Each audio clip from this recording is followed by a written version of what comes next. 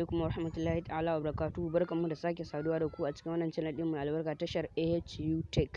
Darasin mu na yau zai bayanin yadda zaka san cewa website din da kake amfani da su suna da tsaro ko kuma ba sa da shi. Ya kamata ka yi rajista da sunanka da bayananka da email ɗinka ko bai kamata ba. Don haka sai ku biyo mu cikin shirin kai tsaye domin ku sani.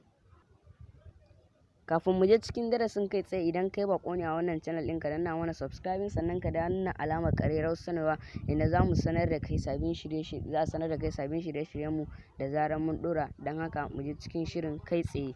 Da fari sai ka je browser ɗin da kake so ka diba cewa browser ɗin da kake amfani da shi. Misali ne zan je Opera, in shiga browser na Opera.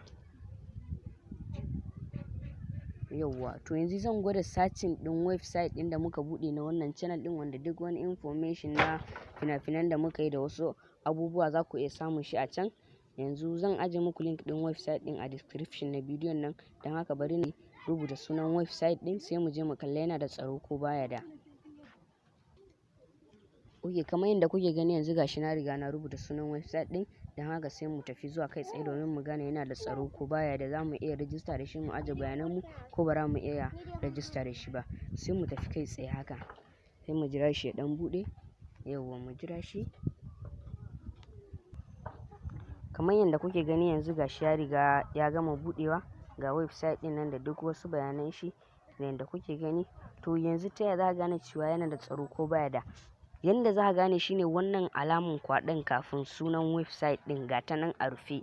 Yanda za ku gani yauwa HTTPS ɗin nan shi ma shine za ku gane gashi ga alaman kwaɗo.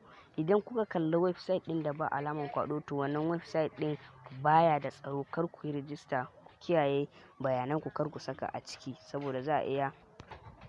Don haka sai ku kiyaye bayanan ku, kar ku yarda ku saka. Gashi wannan alaman kwaɗon da kuke gani, gashi wannan alaman dai kwaɗon da yake nuna muku, wannan alaman kwaɗon wanda yake nuna cewa website ɗin ai yana da tsaro. Gashi wannan alaman. Idan kuka kalla website ɗin da babu wannan alaman, kar ku yi ƙoƙarin rijistan bayanan ku ko da wani abu. Sannan wannan shine website ɗinmu wanda nake gabatar muku, wanda duk wasu tutorial da muka yi a YouTube channel ɗinmu da ma waɗanda ba mu yi ba duka za ku iya samun su a nan.